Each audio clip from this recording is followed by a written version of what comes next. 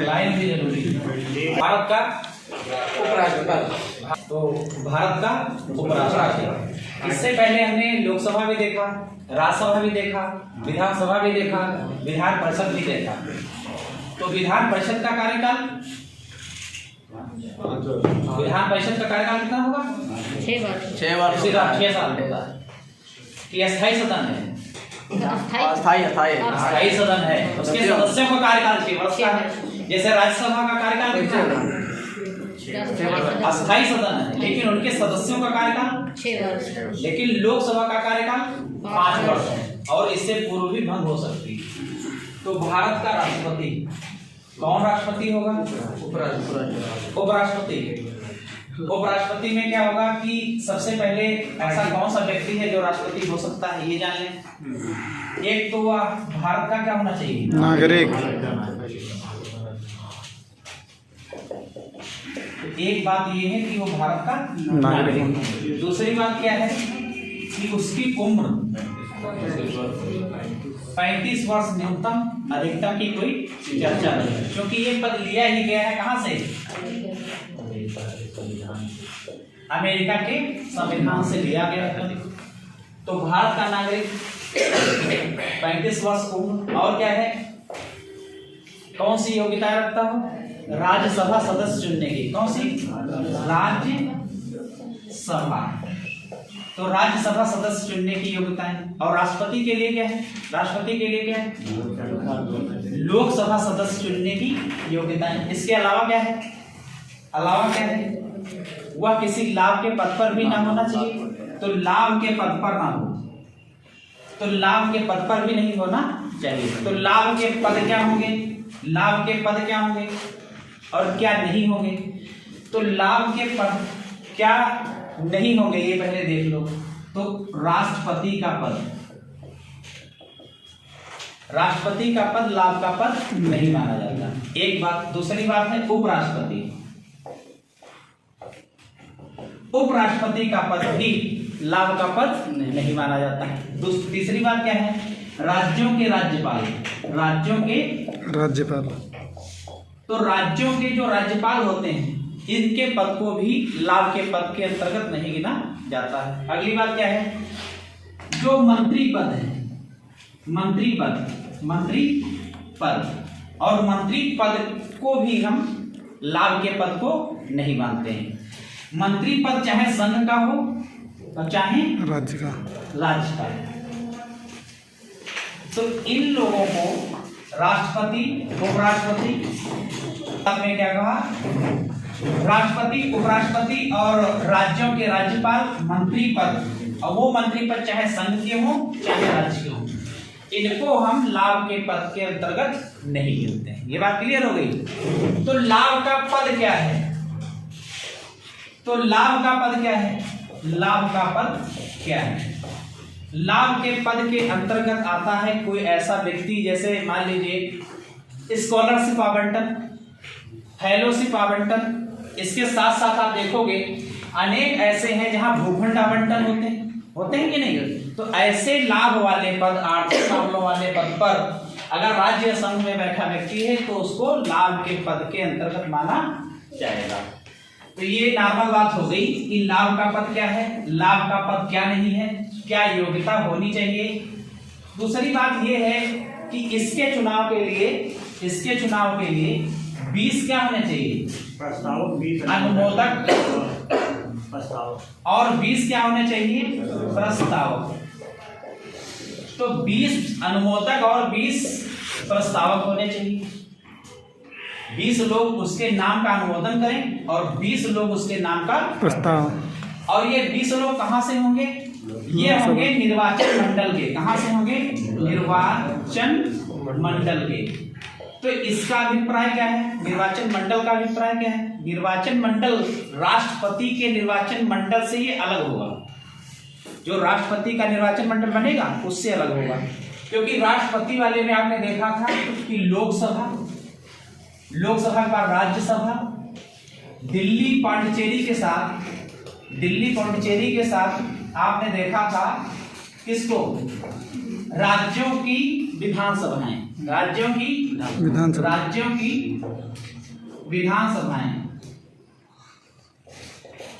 तो ये राष्ट्रपति का निर्वाचक मंडल था, ये राष्ट्रपति का निर्वाचक मंडल था जिसमें लोकसभा आती थी और राज्यसभा। दिल्ली पांडिचेरी 17वें संविधान संशोधन के द्वारा जोड़ा गया था और इसके साथ साथ पांडिचेरी है, दिल्ली है और राज्यों की जो विधानसभाएं हैं। लेकिन एक बात इसमें नहीं थी, इनमें से जो मनोनीत थे, कौन मनोनीत, ये मनोनीत सदस्यों को निकाल दिया जाता है। जो मनोनीत सदस्य हैं ये इसके निर्वाचक मंडल के अंतर्गत शामिल नहीं होते थे।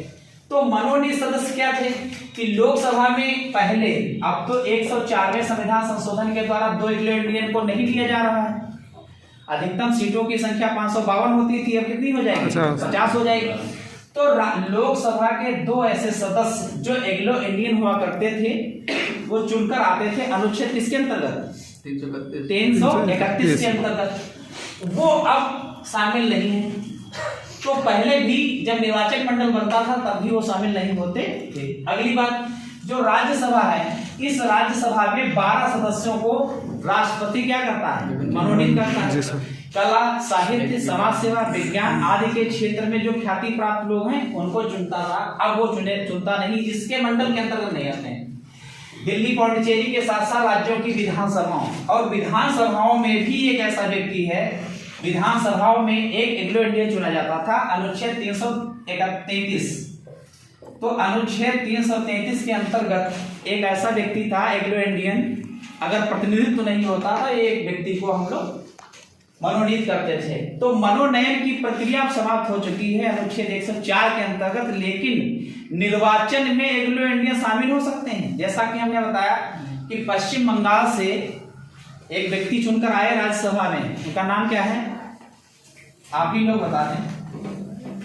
अब यही है रिवीजन। पश्चिम बंगाल के तृणमूल कांग्रेस सब बता दोगे लेकिन नाम नहीं बताओगे आप।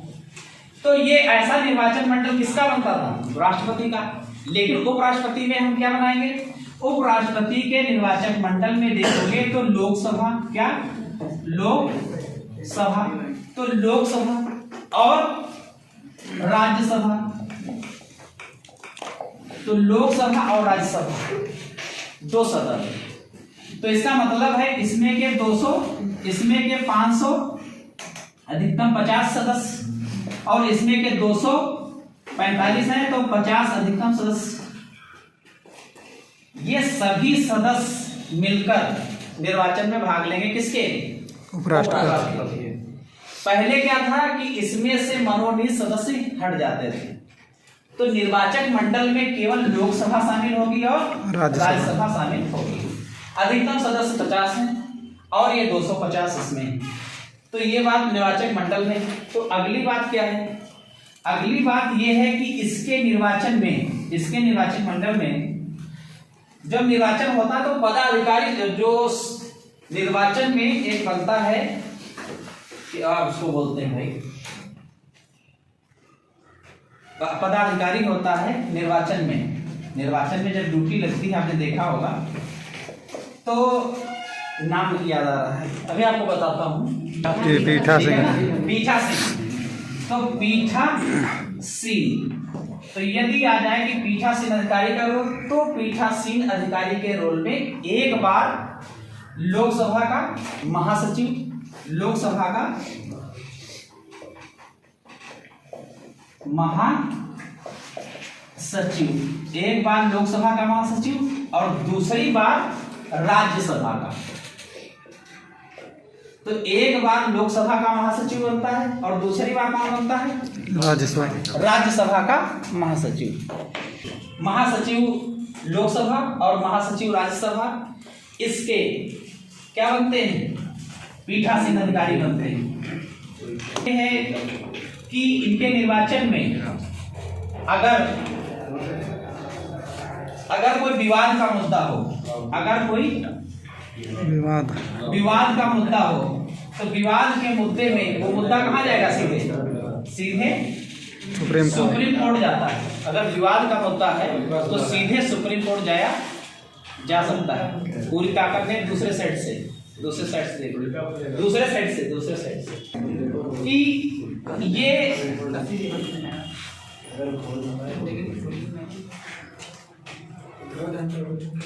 पद का प्रावधान आपने देखा था 63 में।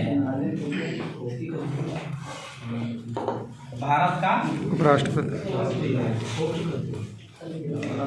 तो भारत के उपराष्ट्रपति के पद का जो प्रावधान आपने देखा था वो कितने में है? अनुच्छेद 63 में। और वो पावर राष्ट्रपति वाले भी मिलते हैं जब ये कार्यवाहक राष्ट्रपति के रूप में कार्य करता है। जब ये कार्यवाहक राष्ट्रपति के रूप में कार्य करता है, तो कार्यवाहक राष्ट्रपति के रूप में, तो कार्यवाहक राष्ट्रपति के रूप में कैसे कार्य करता है? जब राष्ट्रपति न होने अनुच्छेद किसके अंतर्गत देखा है आपने कि राष्ट्रपति उपराष्ट्रपति राष्ट्रपति के रूप में कार्य करेगा? कितना? 65।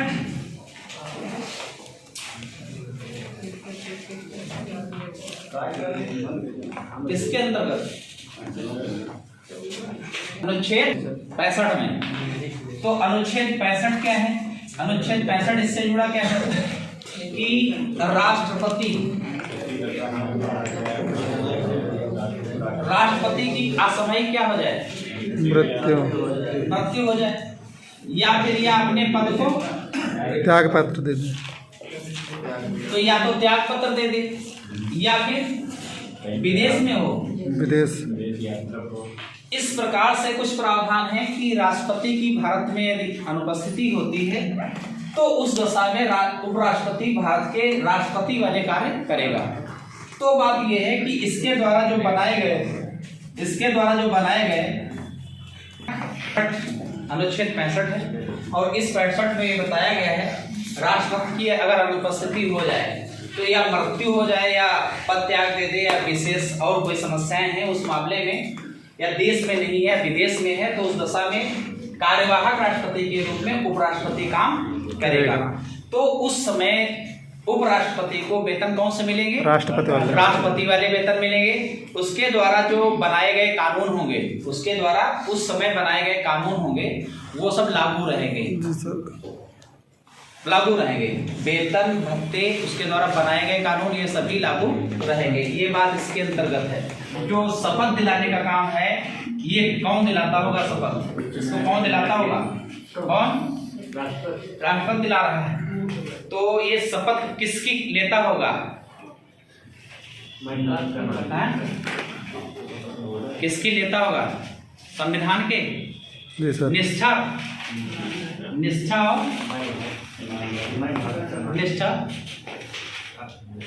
पूर्वक कार्य करूंगा।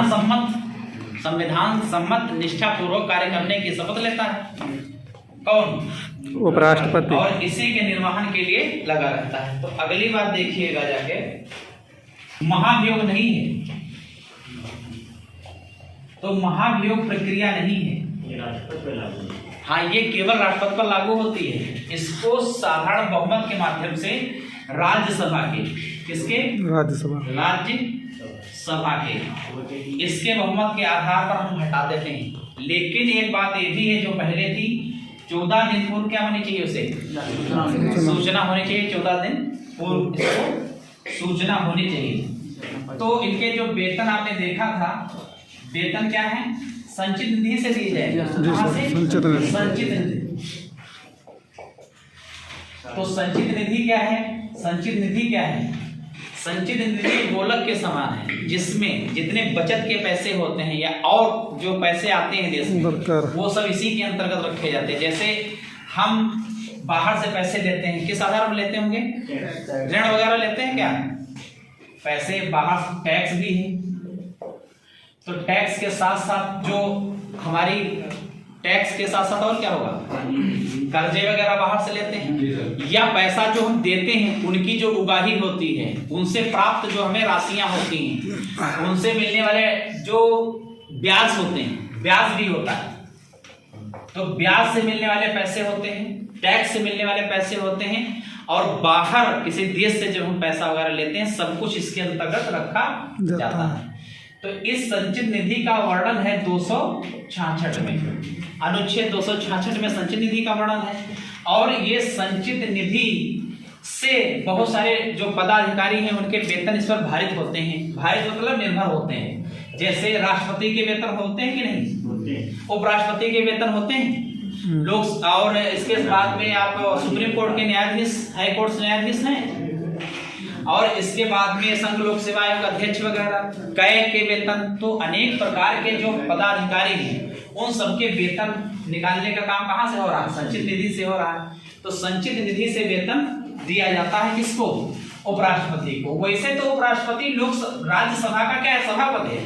तो सभापतित्व करता है उस सदन में और निर्णायक मत भी देता है। निर्णायक मत का मतलब है कि अगर कोई निर्णय नहीं आ रहा है, 50-50 वोट दोनों तरफ पड़े, तो एक उपराष्ट्रपति का आ गया तो कितने हो गए? 51। तो यही वाला निर्णय माना जाएगा कि यही निर्णय। अगली बात यही है कि अब आप बताएंगे कि वेतन की बात हुई कि संचित निधि से है, तो कितना वेतन है इसका? 4 लाख। राष्ट्रपति का 4.5 लाख। 5 लाख है। 5 लाख। राष्ट्रपति का कितना है? ये 5 लाख राष्ट्रपति का है और 4 लाख उपराष्ट्रपति का है। ये वेतन वगैरह हो गए। तो अब आप बताइए, भारत के पहले उपराष्ट्रपति का नाम क्या था? भारत के डॉक्टर पहले राजेंद्र उपराष्ट्रपति का नाम क्या था? भारत के पहले उपराष्ट्रपति का नाम क्या था? डॉक्टर राजेंद्र प्रसाद। दक्षिणांचल तो नहीं थे? हाँ, सर्वपल्ली राधाकृष्णन उपराष्ट्रपति सर। अच्छा, वर्तमान में उपराष्ट्रपति का नाम क्या है? वेंकैया नायडू।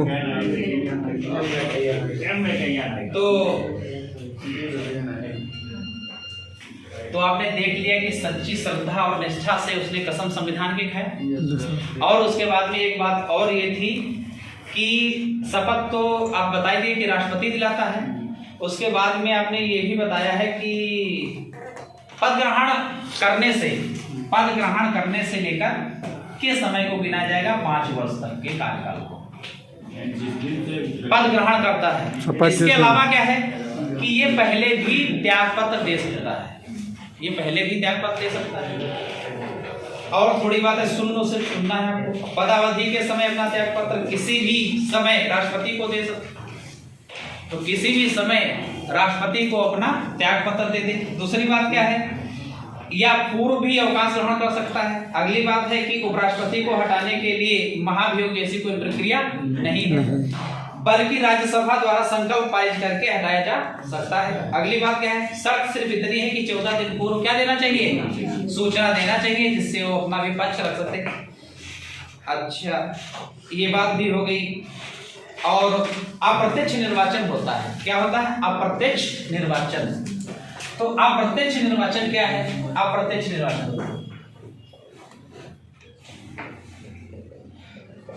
निर्वाचन समझ जा रहे हैं? भाषा को हमारी लेखनी का मतलब भाषा समझ जा रहे हैं, लेखनी।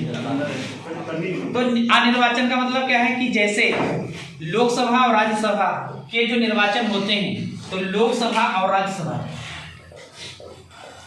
और राज्यसभा के जो निर्वाचन है, तो उस निर्वाचन में एक और प्रश्न महत्वपूर्ण है, या पहले बता देता हूं, ध्यान से होता जाएगा कि एकल संक्रमणी मत पद्धति होती है इसके निर्वाचन की प्रणाली। तो आप ये बताइए कि किन किन जगहों पर ये लागू होती है, किन किन के निर्वाचन में प्रणाली लागू होती है? लोकसभा अध्यक्ष के इसमें लागू होती है एकल संक्रमणी?